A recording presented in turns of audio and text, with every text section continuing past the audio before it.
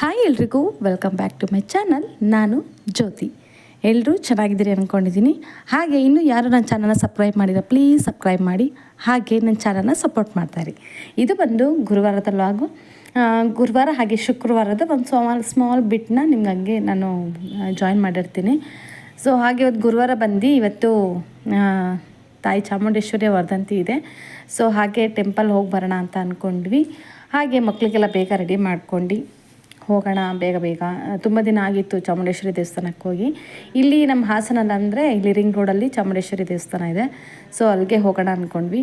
ಹಾಗೆ ಬೆಳಗ್ಗೆ ಸ್ವಲ್ಪ ಮಳೆ ಬಂದು ನಿಂತು ಸ್ವಲ್ಪ ಲೈಟಾಗಿ ಬಿಸಿಲು ಬರೋ ಥರ ಇತ್ತು. ಸೊ ಹಾಗೆ ಇನ್ನು 7:30-8 ಗಂಟೆ ಆಗಿರೋದ್ರಿಂದ ಮಕ್ಕಳು ಸ್ವಲ್ಪ ಇವಾಗ ಎದ್ದು ಆ ಕಡೆ ಈ ಕಡೆ ನೋಡಿಕೊಂಡು ಸ್ವಲ್ಪ ಟಿ ವಿ ನೋಡಿಕೊಂಡು, ಅವ್ರು ಯಾವಾಗಲೂ ಅಷ್ಟೇ ಬೆಳಗ್ಗೆ ಎದ್ದ ತಕ್ಷಣ ಒಂದು ರೌಂಡ್ ಟಿ ವಿ ನೋಡ್ತಾರೆ. ನಂದೆಲ್ಲ ಕೆಲಸನ ಮುಗಿದಿತ್ತು. ಹಾಗೆ ಇವತ್ತು ಬಟ್ಟೆಗಳನ್ನೆಲ್ಲ ಮಿಷಿನ್ಗೆ ಹಾಕ್ಕೊಳ್ಳೋಣ ಅಂತ ಅಂದ್ಕೊಂಡು ಮಿಷಿನ್ಗೆ ಹಾಕ್ಕೊಂಡಿದ್ದೆ. ಹಾಗೆ ಬಂದು ಇವತ್ತು ಚಾಮುಂಡೇಶ್ವರಿ ವರ್ಧಂತಿ ಇರೋದ್ರಿಂದ ತುಂಬ ಜನ ತಾಯಿನ ತುಂಬ ನಂಬಿರ್ತಾರೆ. ಸೊ ಚಾಮುಂಡೇಶ್ವರಿ ಎಲ್ರಿಗೂ ಆಯಸ್ಸು ಆರೋಗ್ಯ ಕೊಟ್ಟು ಕಾಪಾಡಲಿ ಅಂತ ಹೇಳಿ ಈ 2025 ತುಂಬ ಚೆನ್ನಾಗಿರಲಿ ಅಂತ ಕೇಳ್ಕೊತೀನಿ. ಹಾಗೆ ತುಂಬ ಜನ ಈ ಆಷಾಢದಲ್ಲಿ ಅಂದರೆ ಎಲ್ಲರೂ ನಿಂಬೆಹಣ್ಣಿನ ದೀಪ ಹಾಗೆ ಬೆಲ್ಲದ ದೀಪನ ಹಚ್ತೀವಿ ಅಂತ ಸಂಕಲ್ಪ ಮಾಡ್ಕೊಂಡಿರ್ತಾರೆ. ಸೊ ಅವ್ರಿಗೆಲ್ಲರಿಗೂ ಟೈಮ್ ಸಿಗಲಿ ಹೋಗೋದಕ್ಕೆ ಅಂತ ಹೇಳ್ತಾ ಇರ್ತೀನಿ. ಹಾಗೆ ಇದು ಬಂದು ಇವತ್ತು ನಾನು ಉಪ್ಪಿಟ್ಟು ಮಾಡ್ಕೋತಾ ಇದ್ದೆ ಟಿಫನಿಗೆ ಬಂದು. ಹಾಗೆ ನಾನು ಸಾಂಬಾರಿಗೆ ಅಂತ ಎಲ್ಲ ಕಾಳುಗಳನ್ನ ನೆನೆಸಿ ಇಟ್ಕೊಂಡಿದ್ದೀನಿ. ಸೊ ಒಂದು ದಿವಸ ನೆನೆಸಿ ಸೋಸಿಟ್ಕೊಂಡ್ರೆ ನೆಕ್ಸ್ಟ್ ಇನ್ನೊಂದು ದಿವಸಕ್ಕೆ ಡೈಲಿ ಸಾಂಬಾರು ಮಾಡೋರಿಗೆ ಈ ತಲೆ ಬಿಸಿ ಇದ್ದೇ ಇರುತ್ತೆ, ಡೈಲಿ ಒಂದೇ ಥರ ಸಾಂಬಾರು ಮಾಡಬೇಕಂತ. ಅದಕ್ಕೆ ನಾನೇನು ಮಾಡ್ಬಿಡ್ತೀನಿ, ಒಂದೊಂದು ದಿವಸ ಮೂರು ಕಾಳನ್ನ ನೆನೆಸಿಟ್ಕೊಬಿಟ್ಟು ಒಂದೊಂದು ದಿವಸ ಮೊಳಕೆ ಬಂದಂಗೆ ಒಂದೊಂದು ದಿನ ಒಂದೊಂದು ಕಾಳನ್ನ ಮಾಡ್ತೀನಿ. ಹಾಗೆ ಒಂದು ಇಲ್ಲಿ ಕಡಲೆ ಬೀಜನ ನೆನೆಸ್ಕೊಂಡಿದ್ದೀನಿ. ಸೊ ಕಡಲೆ ಬೀಜ ಬಂದು ನಾನು ಇದು ಬಂದು ಲಾಗ್ ಹೇಳ್ತೀನಿ. ಕಡಲೆ ಬೀಜದ ರೆಸಿಪಿ ತುಂಬ ಚೆನ್ನಾಗಿರುತ್ತೆ. ಒಂದು ರೆಸಿಪಿ ನಾನು ಶಾರ್ಟಲ್ಲಿ ಅಪ್ಲೋಡ್ ಮಾಡಿದ್ದೆ. ಅದೇ ರೀತಿ ನಾನು ಒಂದು ವೀಕ್ಲಿ ಒನ್ ಟೈಮ್ ಇದನ್ನು ಮಾಡ್ಕೊತಾ ಇರ್ತೀನಿ. ಸೊ ಕಡಲೆ ಬೀಜ ನೈಟೇ ನೆನೆಸಿಟ್ಕೊಂಡ್ರೆ ಬೆಳಗ್ಗೆಗೆ ಸ್ವಲ್ಪ ಬೇಯಿಸ್ಕೊಂಡು ಅದನ್ನೊಂದು ಸಲಾಡ್ ಥರ ಯೂಸ್ ಮಾಡಿದ್ರೆ ಪ್ರೋಟೀನ್ ತುಂಬ ಇರೋದ್ರಿಂದ, ಕಡಲೆಕಾಳು ಪ್ರೋಟೀನ್ ಇರೋದ್ರಿಂದ 2 ಕಾಳುಗಳನ್ನ ಮಿಕ್ಸ್ ಮಾಡಿಕೊಂಡು ಒಂದು ಪ್ರೋಟೀನ್ ಸಲಾಡ್ನ ಮಾಡ್ಕೊಳ್ಳೋದು ಅಂತ ತೋರಿಸ್ಕೊಡ್ತೀನಿ.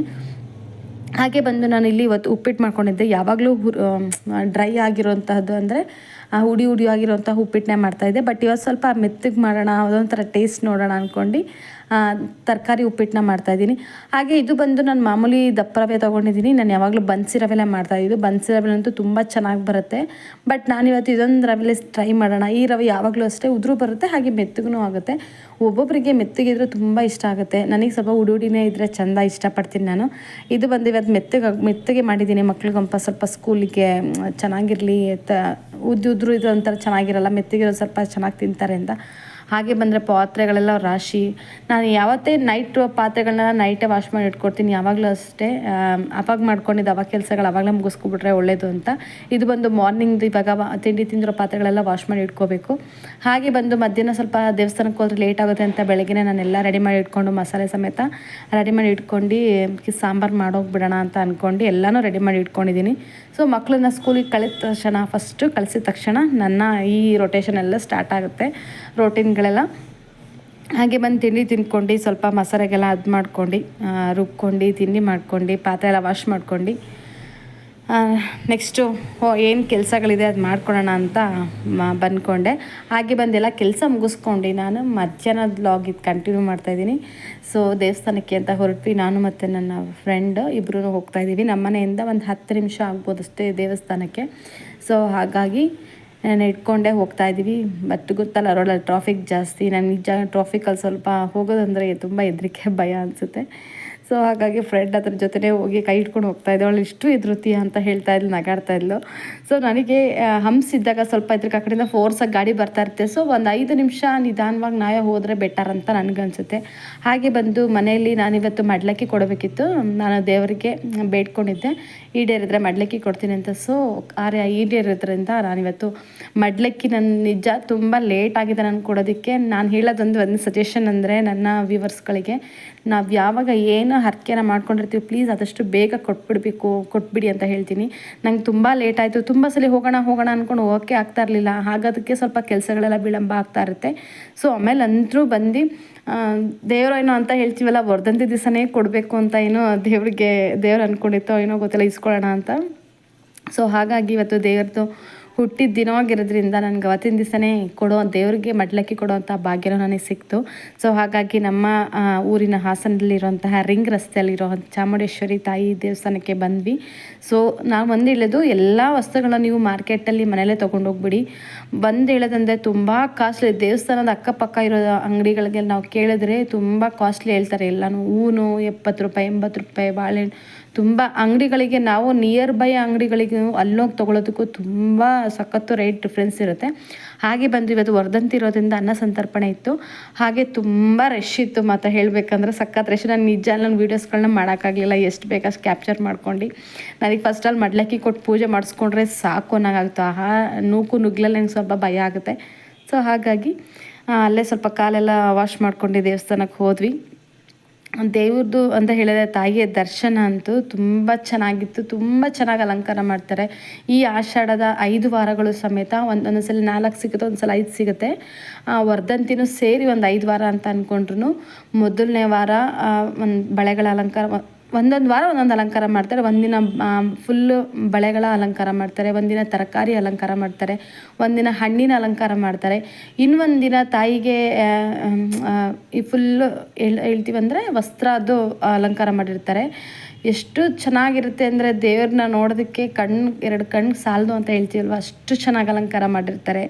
ಮುಖ ಕಮಲ ಅಂತೂ ಎಷ್ಟು ನಮಗೆ ಮುಖ ಹೇಳ್ತೀವಲ್ವ, ಎದ್ದು ಬಂದಂಗೆ ಕಾಣಿಸುತ್ತೆ ದೇವರು ಅಂತ. ಸೊ ಅಷ್ಟು ಚೆನ್ನಾಗಿ ಕಾಣಿಸ್ತಾ ಇತ್ತು. ತುಂಬ ಜನ ಇವತ್ತೇನು ಸ್ವಲ್ಪ ನಿಂಬೆಹಣ್ಣು ಆರತಿ ಎಲ್ಲ ಮಾಡ್ತಾಯಿದ್ರು, ಆಮೇಲೆ ಬೆಲ್ಲದ ಆರತಿ ಮಾಡ್ತಾಯಿದ್ರು. ಬಟ್ ನಾನು ನಾಳೆ ಶುಕ್ರವಾರ ನಾನು ಮಾಡ್ತೀನಿ ಅಂತ ಅಂದ್ಕೊಂಡಿದ್ದೆ. ಸೊ ಹಾಗಾಗಿ ಶುಕ್ರವಾರ ಮಾಡೋಣ ಅಂತ ನಾನು ಅಂದ್ಕೊಂಡು ದೇವರಿಗೆ ಮಡ್ಲಕ್ಕಿನ ಕೊಟ್ಟು ಪೂಜೆ ಮಾಡ್ಕೊಂಡು ಹಾಗೆ ಅಲ್ಲಿನ ಪ್ರಸಾದ ಸ್ವೀಕರಿಸಿ ಹೊರಗಡೆ ಬರ್ತಾಯಿದ್ವಿ. ತುಂಬ ರಶ್ ಇತ್ತು. ಹೋಗೋದಕ್ಕೂ ಆ ಕಡೆಯಿಂದ ಬರೋದಕ್ಕೂ ತುಂಬ ಜಾಗ ಇರಲಿಲ್ಲ ರಶ್ಶಿಂದ. ಹಾಗೆ ಬಂದ್ವಿ.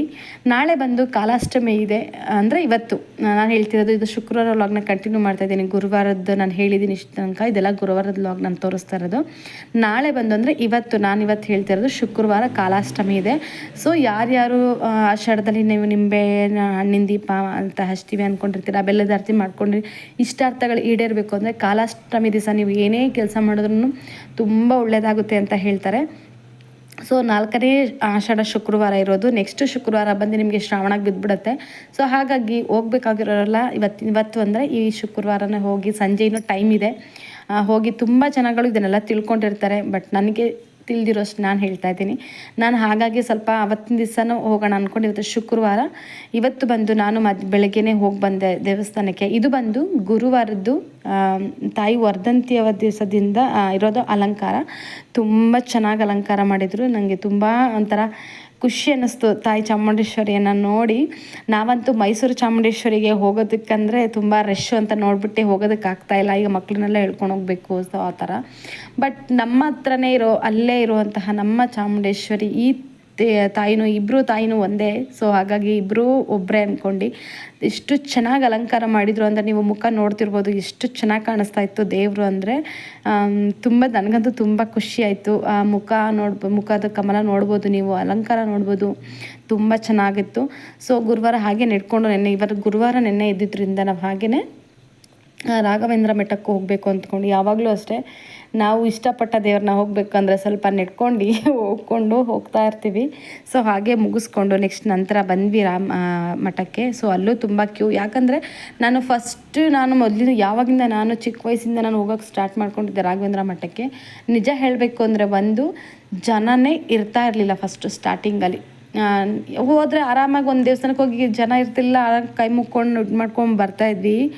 ಬಟ್ ಇದು ಬಂದು ನನಗೆ ನಿಜ ಒಂದು ಅನಿಸಿದಂದರೆ, ಇವಾಗಂತೂ ರಾಯರ ಭಕ್ತರಂತೂ ತುಂಬ ಜಾಸ್ತಿ ಆಗಿದ್ದಾರೆ. ಯಥೇಚ್ಛ ಅಂದರೆ ನಿಜ ನಮ್ಗೆ ಅನಿಸಿರೋದು, ನಾವು ಹೋಗೋ ದೇವ್ರಿಗೆ ನಮಗೇ ಜಾಗ ಇಲ್ವಲ್ಲ ಇವಾಗ ಅನಿಸುತ್ತೆ. ತುಂಬ ಇದರಲ್ಲೂ ಅಷ್ಟೇ ಬ್ಯಾರಿಕೇಡ್ ಹಾಕ್ತಾರೆ, ತುಂಬ ಜನ ರಶ್ ಇರುತ್ತೆ. ಯಾವಾಗಲೂ ಅಷ್ಟು ವೀಕ್ಲಿ ಇಷ್ಟು ರಶ್ ಇರುತ್ತೆ ನೋಡಿ. ಇವಾಗ ತೋರಿಸ್ತಾ ಇದ್ದೀನಿ ರಾಘವೇಂದ್ರ ಸ್ವಾಮಿಗಳು ನಮ್ಮ ಹಾಸನದ MG ರಸ್ತೆಯಲ್ಲಿರುವಂಥದ್ದು. ಹಾಗೆ ಬಂದು ಮುಗಿಸ್ಕೊಂಡ್ವಿ ದೇವರ ದರ್ಶನ. ಅಲ್ಲೂ ಪ್ರಸಾದ ವಿನಿಮಯ ಯಾವಾಗಲೂ ಇರುತ್ತೆ, ಗುರುವಾರದೊತ್ತು ಇರುತ್ತೆ, ಊಟ ಎಲ್ಲ ಇರುತ್ತೆ.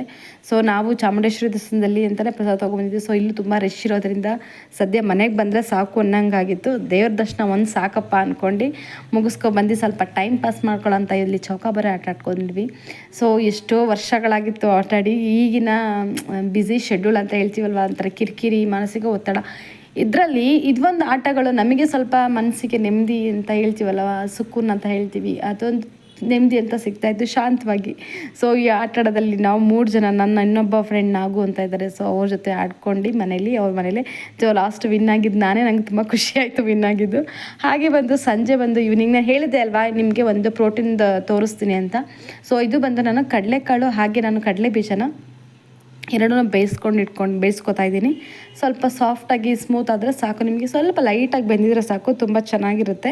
ಸೊ ಇಷ್ಟು ಬೆಂದಿದೆ. ಇವಾಗ ನಾನು ಸಲಾಡ್ ಮಾಡೋದು ಹೇಗೆ ಅಂತ ತೋರಿಸ್ತೀನಿ. ನಾನು ಆಲ್ರೆಡಿ ಶಾರ್ಟಲ್ಲಿ ಅಪ್ಲೋಡ್ ಮಾಡಿದ್ದೆ, ಬಟ್ ವೀಡಿಯೋಗೆ ಹಾಕಿರಲಿಲ್ಲ. ಸೊ ಇದನ್ನು ಈ ವಿಡಿಯೋ ಜೊತೆ ಕಂಟಿನ್ಯೂ ಮಾಡ್ತಾಯಿದ್ದೀನಿ. ಸೊ ಇದು ಬಂದು 2 ಕಾಳುಗಳನ್ನ ನೀಟಾಗಿ ಸೋಸ್ಕೊಂಡು ಸ್ವಲ್ಪ ಉಪ್ಪು ಹಾಕ್ಕೊಂಡು ನಾನು ಬೇಯಿಸ್ಕೊಂಡಿದ್ದೆ.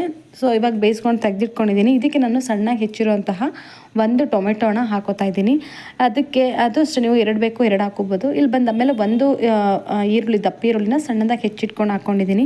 ನಾವು ಏನು ಚರ್ಮುರಿ ಮಾಡ್ತೀವಿ ಅದೇ ಥರ ಸೇಮ್. ಕ್ಯಾರೆಟ್ನು ಅಷ್ಟೇ ತುರಿದು 1 ಬೌಲಷ್ಟು ಹಾಕ್ಕೊಂಡಿದ್ದೀನಿ. ಸ್ವಲ್ಪ ಹಾಗೆ ಮೇಲೆ ನಿಂಬೆ ರಸ ಹಾಕಿ ಸ್ವಲ್ಪ ಉಪ್ಪು, ಫಸ್ಟೇ ಆಲ್ರೆಡಿ ನಾವು ಹಾಕ್ಕೊಂಡಿರೋದು ಉಪ್ಪಿನ ಅವಶ್ಯಕತೆ ಇರಲ್ಲ. ಸೊ ನಿಂಬೆ ರಸ ಹಾಕಿ ಸ್ವಲ್ಪ ಖಾರದ ಪುಡಿ, ಹಾಗೆ ಸ್ವಲ್ಪ ನೀವು ಆಯಿಲ್ ಬೇಕಾದ್ರೆ ಹಾಕೋಬೋದು, ಸ್ವಲ್ಪ ಚಾಟ್ ಪೌಡ್ರನ್ನ ಬೇಕಾದರೆ ನೀವು ಹಾಕ್ಕೊಂಬಿಟ್ಟು ನೀಟಾಗಿ ಮಿಕ್ಸ್ ಮಾಡಿಕೊಂಡ್ರೆ ನಿಮಗೆ ಒಂದೊಳ್ಳೆ ಪ್ರೋಟೀನ್ ಸಲಾಡ್ ಅಂತ ಹೇಳ್ತೀವಲ್ವ, ಈವ್ನಿಂಗ್ ಸ್ನ್ಯಾಕ್ಸ್. ಹಾಗೆ ನೀವು ಮಾರ್ನಿಂಗ್ ತಿಂತೀವಿ ಅಂದರೆ ಮಾರ್ನಿಂಗು ಮಾಡ್ಕೋಬೋದು, ಈವ್ನಿಂಗ್ ಅಂದರೆ ಈವ್ನಿಂಗು ಅಷ್ಟೇ. ಮಾರ್ನಿಂಗಿಗೆ ಲಂಚಿಗೆ ಬ್ರೇಕ್ಫಾಸ್ಟಿಗೆ ನೀವು ಏನು ಟಿಫನ್ನ ಮಾಡ್ಕೋತೀರಾ ಅದ್ರ ಬದಲು ಇದನ್ನೇ ಸಮೇತ ಮಾಡ್ಕೋಬೋದು. ಆರೋಗ್ಯಕ್ಕಂತೂ ತುಂಬ ಚೆನ್ನಾಗಿರುತ್ತೆ. ಪ್ರೋಟೀನ್ ಅಂಶ ತುಂಬ ಹೆಚ್ಚಿರೋದ್ರಿಂದ ಯಥೇಚ್ಛವಾಗಿದೆ ಕಡಲೆಕಾಳು ಹಾಗೆ ಕಡಲೆ ಬೀಜದಲ್ಲಿ. ಹಾಗೆ ಕಡಲೆ ಬೀಜ ಪಿತ್ತ ಅನ್ನೋರು ನೀವು ಬೇಯಿಸಿರೋದ್ರಿಂದ ನಿಮ್ಗೆ ಅದೇನೂ ಅನಿಸಲ್ಲ. ಹಾಗೆ ಮೇಲೆ ಸ್ವಲ್ಪ ಕೊತ್ತಂಬರಿ ಉದುರಿಸ್ಕೊಂಡು ತಿಂದರೆ ಸಖತ್ತಾಗಿರೋಂತಹ ಪ್ರೋಟೀನ್ ಸಲಾಡ್ ಅಂತ ಹೇಳ್ತೀವಲ್ವ, ಕಡಲೆಕಾಳು ಸಲಾಡ್ ಅಂತೂ ಸಖತ್ತಾಗಿದೆ. ಸೊ ಇವತ್ತು ಬಂದು ಇಷ್ಟು ನಾನು ಗುರುವಾರದ ವ್ಲಾಗ ಹೇಳ್ತಾ ಇದ್ದೀನಿ. ಹಾಗೆ ಬಂದು ಇವತ್ತು ಬಂದು ಶುಕ್ರವಾರ.